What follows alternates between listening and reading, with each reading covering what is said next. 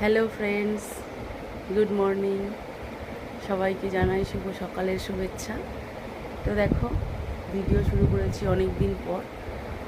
আমি আসলে এডিট করার সময় পাই না বলে ভিডিও ব্লগ করতে ভয় লাগে। ব্লগ করে এডিট করে করাটার সময়ের খুব অভাব হয়ে গেছে আমার কাছে। আমি এখন টিউশন পড়াচ্ছি বলে এসে এত টায়ার্ড লাগে যে ফোন নিয়ে বসতে আর ভালো লাগে না। রান্না করতে হয়, রান্না করে তারপরে ঘরের কাজগুলো পড়ে থাকে, সেগুলো করি। এডিট করার আর সময় থাকে না। আর যদিও দু একদিন এডিট করার সময় থাকে, 3-4 দিনের মাথায় গিয়ে আরও এমন এমন কাজ থাকে বা শরীর ভালো লাগে না, এডিট আর করা হয় না। সেই জন্য মাঝে মাঝে ব্লগ করা বন্ধ করে দিই। কিন্তু ব্লগ বন্ধ করে দিয়ে দেখছি আমার অনেক বন্ধুকে আমি হারিয়ে ফেলছি। ভিউজ হচ্ছে, কোনো লাইক নেই, কমেন্ট নেই, কিছু নেই। একদমই মনটা ভালো নেই। ইউটিউবে আমি টিকে থাকতে পারবো কি না আমি জানি না। তো সেই জন্য ভাবলাম যে আজকে একটা ব্লগ দিয়ে অনেকটা ফ্রি আছি। একটু তাড়াতাড়ি ঘুম থেকে উঠেছি। তো আজকের বাড়িতে ছেলে নেই, ছেলে গেছে গিটারের ক্লাসে, ওর বাবা বেরিয়েছে। ঘরটা একদম ফাঁকা। তো সেই জন্য চলো আমি কী করছি তোমাদের সাথে একটু শেয়ার করি। তো তার আগে বলি, অপর্ণা ব্লগ @রেড চ্যানেলে তোমাদের সবাইকে স্বাগত জানালাম। তোমরা সবাই নিশ্চয়ই খুব ভালো আছো, সুস্থ আছো। আমিও মোটামুটি আছি, চলে যাচ্ছে। তো আমার এই চ্যানেলের যে ভিডিওগুলো বলো, শর্ট ভিডিও বলো আর ব্লগ বলো, যদি ভালো লেগে থাকে তাহলে অবশ্যই আমার চ্যানেলটা সাবস্ক্রাইব করে দিও, লাইক কমেন্ট করে আমার পাশে থেকো। আমিও তোমাদের প্রত্যেকের ভিডিও দেখি, লাইক কমেন্ট করি। যারা দেখবে, আমাকে চেনো, তারা অবশ্যই বুঝতে পারবে যে আমি প্রত্যেকের ভিডিওতে লাইক কমেন্ট করতে থাকি যতটা পারি। সবাইকে বলবো না, যতটা পারি। তো চলো বন্ধুরা, আমি সকাল কোন কাজ থেকে শুরু করেছি তোমাদের দেখাই, তোমাদের সাথে একটু শেয়ার করি। ভালো লাগে ব্লগ করতে, খুব ভালো লাগে, কিন্তু সত্যি সময়ের অভাবে আমি ব্লগ করতে পারি না, এরকম অবস্থা। ভিডিও আমি করতে পারি, কিন্তু ভিডিওটাকে তো এডিট করতে হয়। এডিট করাটাই হচ্ছে আসল, যেটা করতে গিয়ে আমার খুব সমস্যা হয়। আর তারপরে আরও একটা কথা তোমাদেরকে বলছি আজকে, যে আমার ছেলে তো সিঙ্গার। তোমরা খুব কম সম মানুষ হলেও জানো যে আমার ছেলে সিঙ্গার। তো সারাক্ষণ ওর জন্য বাড়িতে গান চলে, জানো তো। মাঝে মাঝে কান্না পায় আমার, এত যে কী বলবো, কিছু বলতেও পারি না। ও যেহেতু সিঙ্গার, ওকে প্র্যাকটিস করতে হয়, ওকে গান শুনতে হয়। সেই জন্য আমি শুধু ভিডিওটা করি, কোনো ভয়েস দিতে পারি না। তো যখন আমি একটু ফ্রি হই, পড়িয়ে এসে রাত 10টার সময় তো মানুষে ফ্রি হয়ে যায়, বা আমি যখন বাড়িতেও থাকতাম তখন ওই রাত 10টার পরেই আমি এডিটটা করতাম। ঠিক তখনই আসবো, আসার পরেই ওর বাবার ফোনটা নিয়ে গান করতে বসে যাবে। এবার গান করতে বসে যাওয়া মানেই তো গান শোনা গেলেই কপিরাইট খাবো। সেই জন্য তখনও ভয়েস দিতে পারি না। যখন ও খেয়ে দিয়ে শুয়ে পড়ে রাত 12টার সময় এডিট করতে একদম ভালো লাগে না, এত ঘুম পায় যে কী বলবো। সেই জন্য আমি যে একটা ব্লগার, আমি ভুলেই গেছি যে আমি একটা ব্লগার। তো যাই হোক, ও তো একটা সিঙ্গার, ওর একটা লাইভ আছে, আমার থেকে ওর লাইভটা আগে জরুরি। সেই জন্য আর কিছু বলি না। আমি একটুও সময় পাই না যে আমি একটা ব্লগ রেডি করব। এই জন্য বন্ধুরা, তোমাদের কাছে হাত জোর করে বলছি, আমাকে ভুলে যেও না, আমার পাশে থেকো। আর আমি যতটা সম্ভব তোমাদের পাশে থাকবো। আমি আজকে আমার কেন আমি ব্লগ দিতে পারছি না, তোমাদেরকে সবাইকে জানালাম। যে আমার ভিডিওটা দেখবে বুঝতে পারবে যে আমি কেন ব্লগ দিই না। তো চলো বন্ধুরা, বললাম আমি তোমরা যে আমাকে দেখেছো, অনেকে প্রশ্নও করেছে যে তুমি কেন ব্লগ দাও না বলে আমি তাদেরকে পার্সোনাল মেসেজ করি যে আমি এডিট করতে পারি না বলে ব্লগ দিই না। কোনো কাজটাই সোজা নয়, আর কোনো কাজটাই ছোট নয়, সেটা আমি ইউটিউবে থেকে বুঝলাম। আগে ভাবতাম 10 মিনিটের একটা ভিডিও দিয়ে মানুষে ইনকাম করছে, আমি কি পারবো না? আমি নিশ্চয়ই পারবো। কিন্তু 10 মিনিটের ভিডিও করতে গিয়েও কালঘাম ছুটে যায়, তারপরে সেটাকে এডিট করতে হয়, তাতেও কালঘাম ছুটে যায়। কারণ দেখবে, বাড়ির হাউসওয়াইফরা না এত কাজে ব্যস্ত যে তাদের কাছ থেকে আধ ঘন্টা বার করা খুব কঠিন। এবং যদি সবাই তাদেরকে সঙ্গ না দেয়, বাড়ির সবাই তাদেরকে সঙ্গ না দেয়, তাকে না বোঝে, তখন তার খুব সমস্যা হয়ে যায় তার প্রফেশনে থাকা। সব কিছু মেনটেন করে তুমি যদি 10টা মিনিট আধ ঘন্টা থাকতে পারো তাহলে ঠিক আছে, কিন্তু সব সময় সেটা হয় না। এই জন্য আমি মানে ব্লগ দিতে পারি না, খুব কষ্ট হয় আমার ব্লগ দিতে পারি না বলে। শর্ট ভিডিও দিই, শর্ট ভিডিও করে রাখি, শর্ট ভিডিও দিই শুধু ইউটিউবে টিকে থাকবো বলে। তো চলো বন্ধুরা, অনেক কথাই হলো, নিজের একটু কষ্ট হচ্ছিলো বলে তাই তোমাদেরকে শেয়ার করলাম। কিন্তু আমার কোনো রকমের অভিযোগ নেই আমার হাজব্যান্ড আমার ছেলেকে নিয়ে, কোনো রকমের অভিযোগ নেই, ওরা খুব ভালো। আর ছেলের ভবিষ্যৎটাও তো দেখতে হবে বলো, তো সেই জন্য আমি আমার প্রফেশান থেকে সরে আসার চেষ্টা করেছি।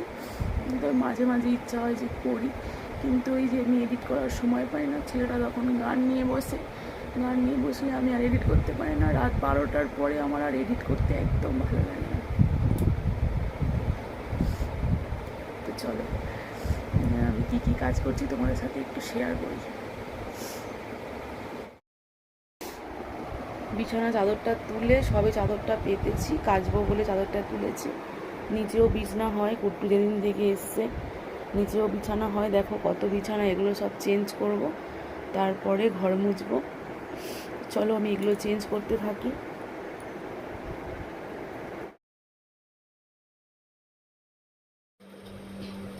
বিছানাটা প্রত্যেকদিন ওর বাবাই তুলে দেয়, আমি ওর বাবাকে মানে রিকোয়েস্ট করি আর কি, মানে খুব জোর গলায় বলি তুমি আমাকে এই বিছানাটা তুলে দিয়ে যাও, তোমাকে সারাদিনে কিছু করতে হবে না। কারণ দেখো আমি তো কাজের লোক এখন ছাড়িয়ে দিয়েছি, নিজেই সব কিছু করি, তাহলে মানে উনি শুয়ে থাকে, উনি অনেকক্ষণ, আমি ওঠার পরে উনি শুয়ে থাকে, তো ওনাকেও ডিস্টার্ব করি না। আমি বলতে থাকি যে মানে আমি আমার কাজ করতে থাকি, এদিকে বাসন মাজতে থাকি, ঝাঁটপাট দিতে থাকি, ঘর মুছতে থাকি, ততক্ষণ ওর বাবাকে বলি তুমি উঠে আমার বিছানাটা তুলে দেবে। এবার আমার কাজ করতে করতে ও উঠে যায়, তারপরে ও বিছানাটা তুলে দেয়, দিলে আমি মপ দিয়ে ঘরটা মুছে নিই। প্রচণ্ড কাশি হয়েছে, বলছিলাম না যে খুব শরীর খারাপ।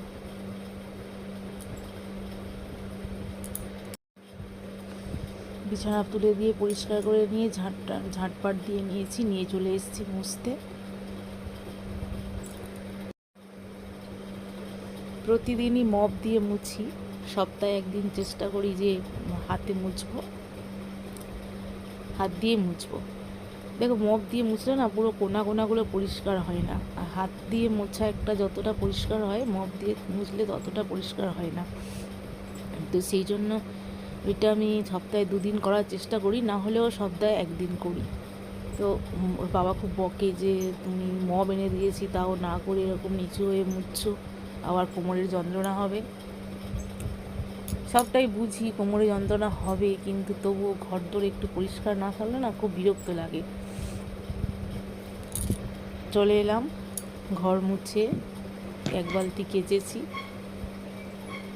রোদ উঠেছে আজকের খুব, কবে যে ঠান্ডা পড়বে জানি না। তো যাই হোক, রোদ উঠেছে বলে আমি আর ফেলে রাখলাম না, সঙ্গে সঙ্গে কেচে নিলাম, মেলে দিলেই শুকিয়ে যাবে, সেই জন্যে মেলে দিতে এলাম। মানে আমার ইচ্ছা ছিল যে একেবারে স্নানটা করে নিয়ে স্নানের জামা কাপড়ও নিয়ে আসবো আর এগুলোও নিয়ে আসবো, তারপরে ভাবলাম যে না, যতক্ষণ স্নান করব প্রায় 15-20 মিনিটের ওপরে লেগে যাবে স্নান করতে, 15-20 মিনিটে অনেকটা শুকিয়ে যাবে এগুলো, সেই জন্য আবার মেলতে চলে এলাম। প্রচুর রোদ, কুট্টু বেশিক্ষণ থাকতে পারবে না, এক্ষুনি নেমে চলে যাবে এই রোদেতে। আর এই আজকে তুলেছি, আজকে যদি না কেচে রেখে দিই না, এটা এখন রয়ে যাবে, 2-3 দিন রয়ে যাবে আর কাঁচা হবে না। ওই জন্য আজকে একদম তুলে নিয়েই মাত্র কেচে দিলাম।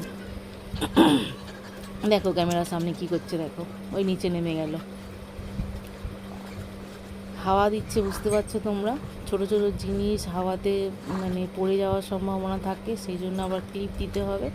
ক্লিপগুলো দেখে নিলাম যে এখানে আছে নাকি, অনেক সময় মাও তো তোলে, মা নিয়ে চলে যায় নিচে, সেই জন্য দেখে নিলাম যে উপরে আছে নাকি, নইলে আবার ওপর থেকে নিচে গিয়ে আনতে হবে, দিতে হবে, মানে মেলে দেওয়াতে গেলে না এই ক্লিপগুলো না হলে খুব সমস্যা হয়।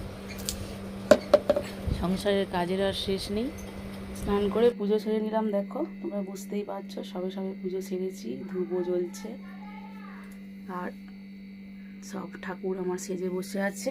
পুজো হয়ে গেলে যেটা করি আমি, বাসন ধুয়ে উবুর করে রেখে দিয়েছি।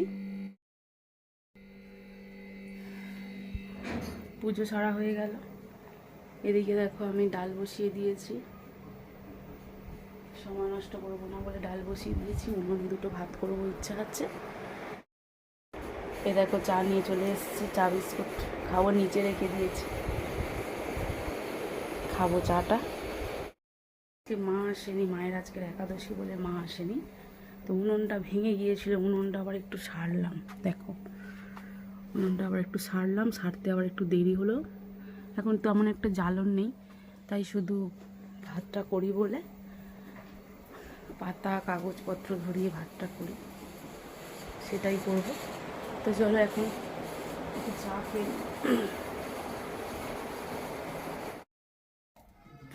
এদিকে ডাল হয়ে গেছে, আর এদিকে চলে এসেছি উনুনে ভাত করতে। তোমরা বুঝতেই পারছো যে আমি উনুনে ভাত করতে এসেছি, দেখাচ্ছি দাঁড়াও।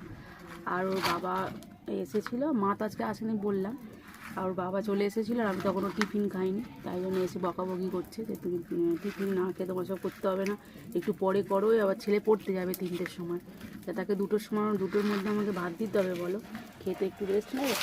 সেই জন্য বললো যে আমি তোমাকে হেল্প করে দিচ্ছি, তুমি 2টো মুড়ি খেয়ে নাও। আর মুড়ি খেলাম, আর মুড়ি খেয়ে দিকে ভাত বসাতে এসেছি, আর ওদিকে তরকারিটা বসিয়ে দিয়েছি, আমি দেখে এসেছি। জ্বালন তেমন একটা কিছু নেই, দেখতে পাচ্ছ গোটা কতক তাল পাতা রয়েছে, আর এই যে কাগজপত্রগুলো পুড়িয়ে এমনি রান্নাঘরটাও পরিষ্কার হয়ে যাবে, আর পাতাগুলোও শেষ হয়ে যাবে।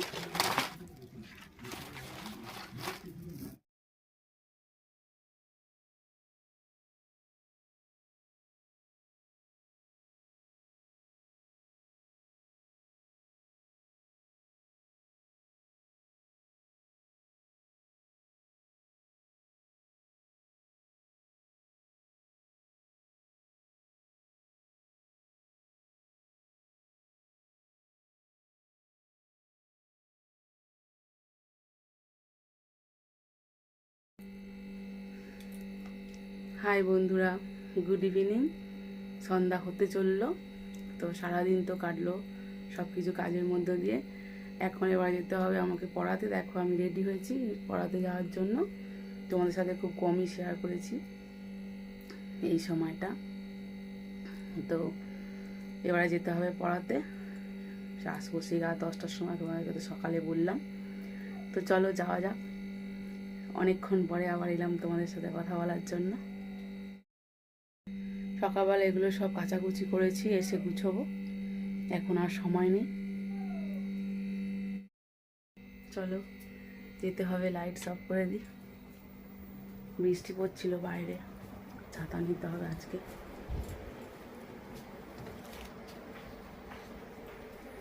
এই যে ছাতা নিলাম, বাবা ঘুমাচ্ছে, লাইটগুলো জ্বালিয়ে দিই। এসে ভাত বসিয়ে দিয়েছিলাম, আর ভাত বসিয়ে দিয়ে একটু শুয়েছিলাম, তো এখন এসে দেখছি ভাতে জলও কমে গেছে। এবার নামিয়ে দেবো ভাতটা, একদম মানে অলরেডি ভাতটা হয়ে গেছে, নামিয়ে দেবো। একটু শুয়েছিলাম ভাতটা ফুটে যাওয়ার পরে ছোটো ঘরটাতে। তো বন্ধুরা চলো, অনেকখানি রাত হয়ে গেছে, এখন কটা বাজে জানো? 11:30 বাজে। টায়ার্ড খুব, দেখে বুঝতে পারছো। চলো, গুড নাইট।